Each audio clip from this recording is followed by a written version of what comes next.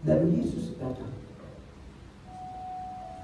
menunjukkan bahwa Yesus tetap peduli kepada murid-murid, menunjukkan bahwa Yesus tetap melihat situasi apapun yang terjadi di dalam kehidupan kita. Puji Tuhan.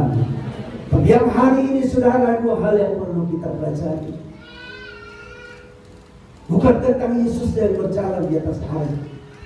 Saya mau saudara belajar tentang pertama, kenapa Petrus bisa berjalan di atas air. Saudara-saudara yang kekasih dalam nama Yesus, kenapa Petrus bisa berjalan di atas air? Yang pertama, karena dia mengenal suara Yesus. Ketika Andreas berkata itu hantu,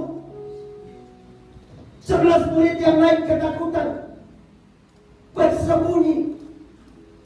Tapi satu dari 12 murid, yaitu Petrus, meskipun dia tidak melihat dengan jelas sosok tubuh Yesus, oleh karena angin yang deras, oleh karena gelombang yang tinggi, tapi Petrus mengenal suara Yesus.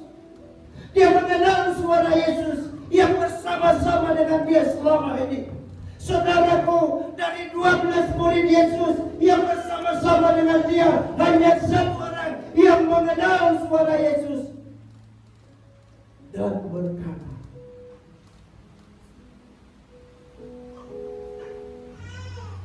apa dikatakan tadi saudaraku?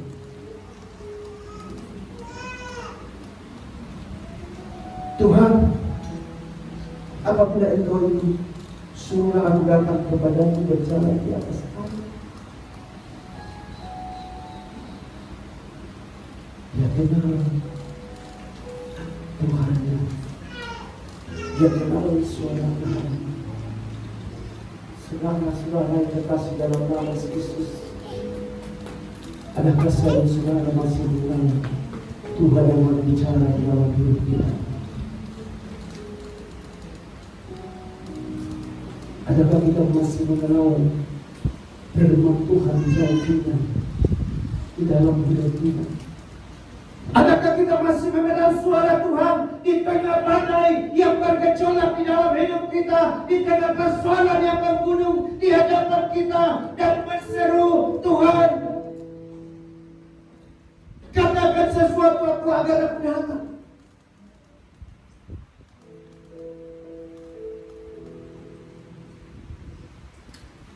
Di masa corona ini, saudaraku, saya yakin ada begitu banyak di antara kita yang mengalami begitu banyak gelombang angin sakral dalam kehidupan kita. Mungkin ada di antara kita yang kehilangan pekerjaan. Ada mungkin usaha kita atau keuntungan kita yang terjun bebas. Atau mungkin banyak hal-hal yang lain yang kita alami di dalam hidup kita. Ini gambaran angin sakral yang sedang dialami oleh murid-murid. Lalu pertanyaannya, adakah di selama musim pandemi ini saudara masih mengenal suara Tuhan?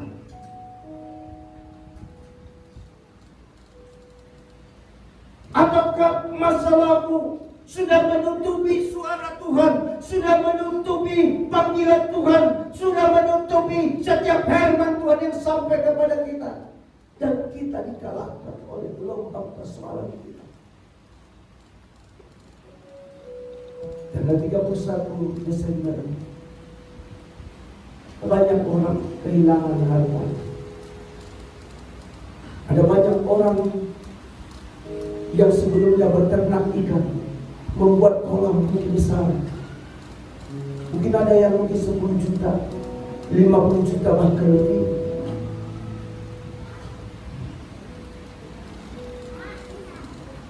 Mungkin saat itu juga mereka tidak mengenal suara Tuhan.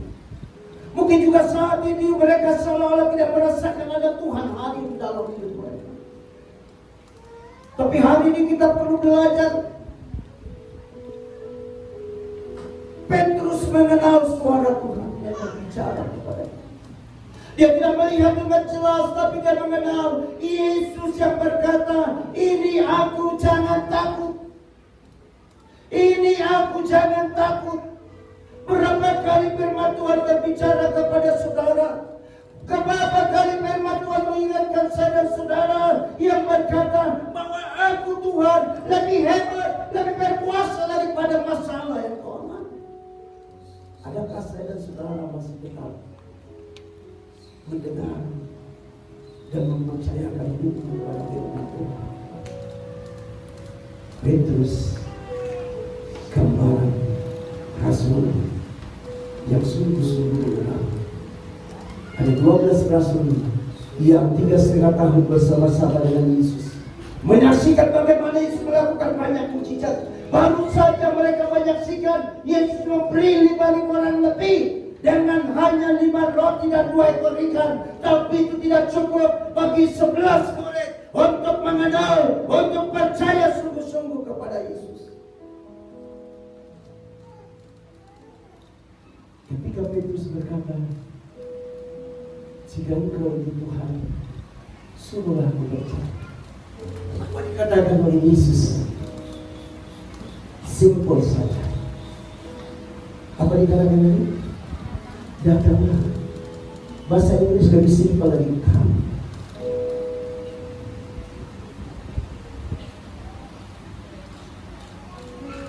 Petrus recognize Jesus voice. Petrus mengenal suara Tuhan. Sama ketika Tuhan berkata kepada Abraham, pergilah dari Ur Kasdim, ke tempat yang akan kutunjukkan kepadamu. Pergi, go. Hanya itu yang Tuhan katakan. Tapi karena Abraham mengenal suara Tuhan yang berbicara, yang memerintahkan dia, dan dia pergi. Go. Hanya itu yang Tuhan katakan. Tidak lama berkhotbah seperti yang saya lakukan ini, saudaraku. Tuhan katakan pergi. Yesus katakan come. Dan Petrus datang. Petrus tanya enggak, Tuhan, kalau sepatu sendalku dipakai tenggelam enggak? Tuhan, kalau melangkah betul-betul enggak laut? No. Iman seperti ini perlu kita miliki, saudara. Petrus sungguh-sungguh mengenal suara Tuhan.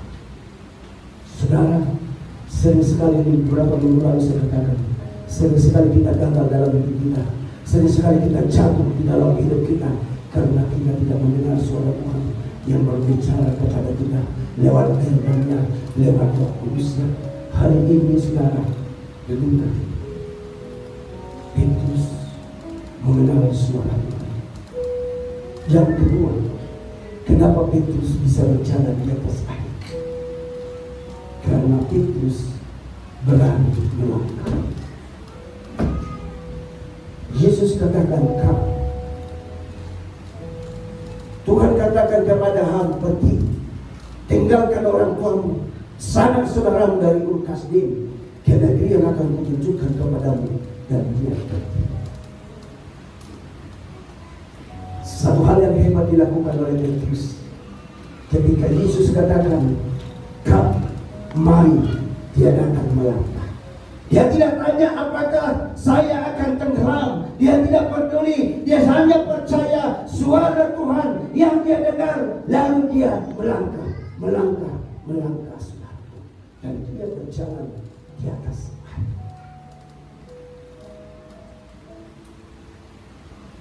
Dia berjalan di atas air. Petrus berjalan di atas air adalah gambaran bagaimana saya dan saudara kalau percaya Tuhan, kalau sungguh-sungguh menyerahkan diri kepada Tuhan, Tuhan akan mampukan kita berjalan di atas persoalan kita. Saudara, ketika saudara berdoa, mungkin dia tidak langsung angkat sakitmu. Dia tidak mungkin segera hancurkan gunung batu yang di hadapanmu. Dia mungkin tidak langsung tutup jurang yang ada di hadapanmu, tapi dia beri kekuatan agar engkau tetap berjalan melewati jurang, melewati batu, melewati rintangan itu. Haleluya, beri tepuk tangan bagi Tuhan kita. Kalau kita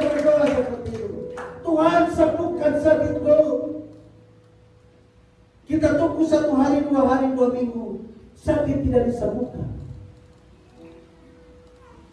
Tapi Tuhan memberi cara lain, memberi kita tetap pengharapan, kekuatan untuk tetap hidup, untuk tetap percaya, menjalani hidup kita melewati sakit.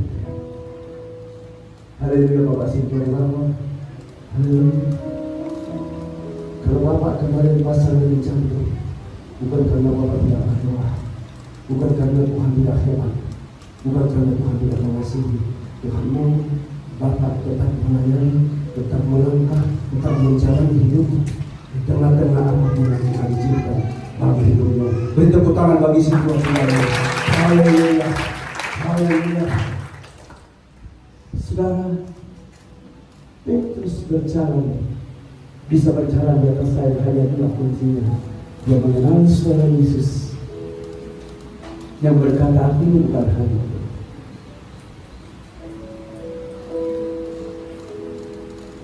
Dan dia berani melangkah. Ketika Yesus katakan, kamu datanglah. Saudara, ada banyak di dalam kehidupan kita. Bertahun-tahun kita merencanakan sesuatu di dalam hidup kita. Tahun ini saya mau merencanakan bikin usaha ini. Tahun ini saya mau lanjut sekolah saya. Tahun ini saya mau mulai les ini. Tahun ini saya mau perbaiki cara hidup saya, pelayanan saya, cara beribadah hidup saya. Tapi saudara, kita tidak pernah berani untuk melangkah untuk setiap rencana hidup kita, sehingga kita tidak mendapatkan apa-apa. Semuanya tinggal planning. Semuanya tinggal rencana. Tapi Petrus, saudara-saudara kekasih dalam nama Yesus, ketika dia katakan, Tuhan kalau itu Engkau, suruhlah aku datang. Yesus katakan, datang. Dan dia melangkah. Saudara, langkah awal yang dilakukan oleh Petrus itu sesuatu yang sangat penting. Saya tidak tahu apa rencana hidupmu, tapi saya mau katakan, ketika engkau memiliki rencana di dalam hidupmu, izinkan Tuhan juga berencana. Ikut di dalam rencanamu dan mulailah melangkah. Haleluya. Jangan takut gagal, jangan takut jatuh, jangan takut mencoba. Kau jatuh, bangkit lagi. Gagal, coba lagi. Ingat Tuhan tetap lebih hebat dari kegagalanmu. Ketika perwira di Kapernaum datang kepada Yesus, dia berkata, Guru, hambaku sakit parah. Yesus katakan, aku akan datang ke rumah. Saudara, perwira ini hanya berkata kepada Yesus, aku tidak layak menerima kau. Katakan saja satu kata, hambaku pasti sakit. Katakan saja satu kata, Guru, hambaku yang sakit parah di rumah akan pasti sembuh. Dan firman Tuhan katakan dalam Alkitab dituliskan, dalam perjalanan perwira ini pulang, hambanya sudah sembuh. Beri tepuk tangan lagi bagi Tuhan kita. Saudara-saudara yang dikasih dalam nama Yesus. Kadang-kadang bukan melihat banyaknya doa yang panjangnya doa yang kita sampaikan, tapi sepercaya kami dalam menyampaikan doa kita, sebesar apa iman kita melakukan pekerjaan kita, sebesar apa iman kita mencapai cita-cita kita. Perwira ini hanya katakan saya satu kata, maka hamba masih sembuh. Seorang yang sakit lain datang kepada Yesus dan berkata, Guru, kalau kau mau, aku pasti sembuh. Yesus berkata, aku mau. Saat itu juga dia sembuh. Yesus berkata kepada Petrus, datanglah. Hari ini perkataan ini bukan kepada Petrus, tapi kepada saya dan saudara. Datanglah, hampiri Tuhanmu hari ini. Percayakan kepada kami.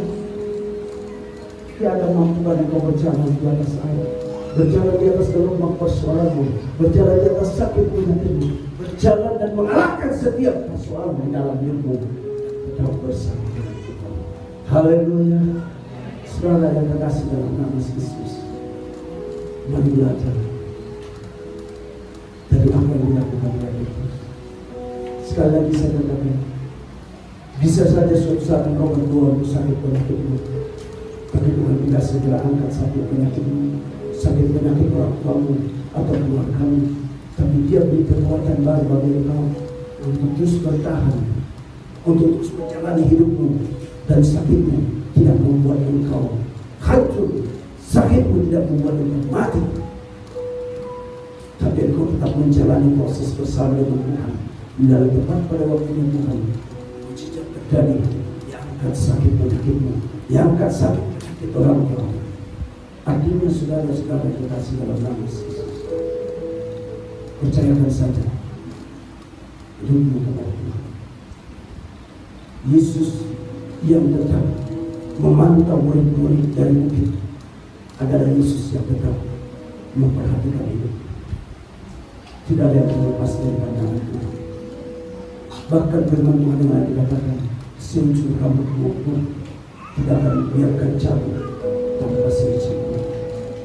Kalau kau percaya sungguh kepada Tuhan, hari ini kalau kau datang kepada Tuhan, saya maukan engkau sudah datang sungguh.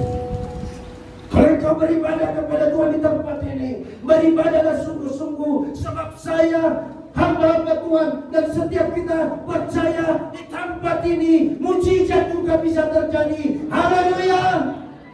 Gereja kita mungkin tidak semewah di sana, tapi kita percaya Tuhan yang sana bisa melakukan mujizat di tempat ini. Sekali lagi saya mengatakan kepada pemuda-pemudi, kaum bapak-pemudi, ketika engkau beribadah di sini, beribadahlah sungguh-sungguh. Ketika saudara melayani di sini, melayanilah sungguh-sungguh. Bukan kalau karena A dan B dan C. Melayanilah sungguh-sungguh. Kau akan melihat bagaimana tangan-tangan yang hebat memberkati engkau, memberi kekuatan baru bagi engkau. Yang saya katakan sudah saya alami sejak saya kecil hingga sekarang. Bukan karena saya hebat sekali lagi saya katakan, tapi engkau bukan yang hebat. Kenapa Bapak Sinto kita bisa sekarang bersama-sama beribadah? Bukan oleh karena doa kami yang hebat, tapi karena Tuhan yang hebat. Haleluya. Kenapa Pak Pasar itu bisa bersama-sama beribadah di sini? Bukan oleh karena doa kami yang hebat, tapi karena Tuhan yang hebat. Tuhan yang mengasihi. Haleluya. Kalau saudara datang beribadah di tempat, siapapun saudara, dari mana asal keislaman, dan kalau kau beribadah sungguh-sungguh, ketika kau diajak menyanyikan puji-pujian, bersorak menyembah Tuhan, lakukan dengan sungguh-sungguh. Kau akan merasakan bagaimana hadirat Tuhan bekerja bagi engkau. Haleluya. Yang terakhir saudara Tuhan, yang pertama tadi, kenapa Petrus bisa berjalan di atas air? Yang kedua, kenapa Petrus tenggelam? Kenapa Petrus tenggelam? Susi? Kurang percaya. Petrus tenggelam kurang percaya, tapi bukan root cause, tapi itu akibat. Dia tenggelam, saudara katakan kurang percaya itu betul, tapi itu akibat. Kenapa dia tenggelam? Kenapa dia kurang percaya? Saudaraku, satu jawabannya karena fokus Petrus sudah berpindah dari Yesus kepada mana? Coba bacakan tadi, ketika dirasanya. Coba bacakan soal bangkit berdiri. Coba berdiri. Pemudi ayat 30. Yang pegang Alkitab. Demikian firman Tuhan. Ya. Tetapi ketika dirasanya tiupan angin, takutlah ia dan mulai tenggelam lalu berteriak, Tuhan tolonglah aku. Ketika dirasanya tiupan angin, takutlah ia dan mulai tenggelam lalu berteriak, Tuhan tolong aku. Saudaraku, ketika dia mulai melangkah berjalan di atas air, tiupan air angin ada enggak? Ada. Angin sangkal belum berhenti. Ketika dia mulai berjalan di atas air, saudaraku, gelombang masih kuat, angin masih kuat. Kenapa dia tenggelam? Karena dia mulai fokus kepada tiupan angin. Dia mulai fokus kepada gelombang yang ada di hadapannya. Dia mulai fokus kepada persoalannya. Lalu dia tenggelam. Saudara-saudara yang kekasih dalam nama Yesus, sering sekali dalam kehidupan orang Kristen, awalnya dia tetap bisa melangkah meskipun persoalannya tidak berhenti tahun ke tahun. Dia tetap bersemangat melayani Tuhan. Dia tetap bersemangat beribadah. Dia tetap bersemangat berdoa. Dia tetap bersemangat sekolah, bersemangat melakukan pekerjaannya. Kenapa? Karena dia masih fokus dan percaya kepada janji Tuhan. Tapi ketika fokusnya mulai terganggu oleh persoalannya, oleh gelombang yang ada di hadapannya, dia mulai tenggelam. Dia mulai jauh dari gereja. Dia mulai berhenti berdoa. Dia mulai berhenti berharap. Maka tidak heran ada orang Kristen yang 1 tahun, 2 tahun, 3 tahun, 5 tahun tidak pernah bergereja, tidak pernah datang ke Tuhan. Karena apa? Fokus mereka sudah berubah. Masalah mereka sudah berubah. Ketika Petrus merasakan tiupan, saya yakin dan percaya di awal dia melangkah juga ada tiupan angin. Tapi dikatakan dia tidak bukan ketika dia merasakan tiupan angin. Ketika fokus Petrus bukan lagi kepada Yesus yang menyuruh dia berjalan di atas air, dia mulai tenggelam. Saudara dan kejadian ini, fokuslah kepada Tuhan yang memberi engkau napas hidup. Fokuslah kepada Tuhan yang memberi engkau kebaikan. Fokuslah kepada Tuhan yang memberi kesempatan bagi engkau untuk hidup, memiliki talenta, memiliki pekerjaan, memiliki cita-cita. Jangan biarkan hidupmu fokus kepada gelombang persoalan yang ada di hadapanmu, agar engkau tetap percaya kepada Tuhan. Jangan biarkan sakit penyakitmu membuat engkau terpuruk dan tidak meninggalkan kepada Tuhan, tidak lagi memiliki gairah hidup. Jangan biarkan saudara masalah-masalah di rumah tanggamu membuat engkau berhenti berharap kepada Tuhan. Tetaplah fokus kepada Tuhan. Saudara, kenapa Joshua bisa berhasil masuk ke tanah perjanjian? Yang kita dikatakan tidak ada perbedaan karakter orang Israel ketika dipimpin Musa atau setelah dipimpin oleh Joshua, sama saja ada di sini. Tapi Joshua fokus kepada Tuhan.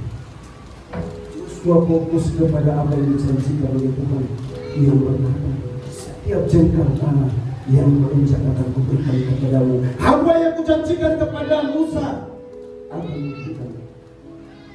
Engkau jangan menyimpang ke kiri dan ke kanan. Kata Tuhan kepada Joshua, dia fokus terus berjalan, tidak menyimpang ke kiri dan ke kanan. Sedangkan pun fokuslah dalam hidupmu, fokus dalam ibadahmu, fokus dalam pelayananmu. Jangan menyimpang ke kiri dan ke kanan. Saudara akan melihat bagaimana kuasa Tuhan bisa bekerja bagi engkau. Bagaimana Tuhan bisa melakukan mujizat bagi engkau. Bagaimana Tuhan memberkati engkau melimpah, bahkan lebih daripada yang pernah engkau minta kepada Tuhan. Dia akan berikan. Amin. Sekali lagi saya katakan, pemuda-pemudi secara khusus, jangan engkau melihat Tuhan, jangan engkau melihat kasih Tuhan, jangan engkau melihat kemampuan Tuhan hanya seperti sekarang dalam keadaan ini yang berkeluarga. Jangan engkau melihat Tuhan, kemampuan Tuhan hanya seperti di bagi keluargamu. Saudaraku, berjalan dalam Tuhan. Dia akan menolong, dia akan memberkati engkau, memberkati anak-anakmu lebih daripada engkau pikirkan sekalipun. Dia akan membuat anak-anakmu lebih baik. Karena segala berkat ada di tangan Tuhan. Haleluya. Petrus bisa berjalan di atas air karena dia mengenal suara Tuhan. Dia bisa berjalan di atas air karena dia berani melangkah. Dia akan gelam ketika fokusnya tidak lagi kepada Tuhan. Hari ini engkau sudah mendengarkan firman Tuhan. Dan engkau sudah melakukan, berubah dan bertindaklah.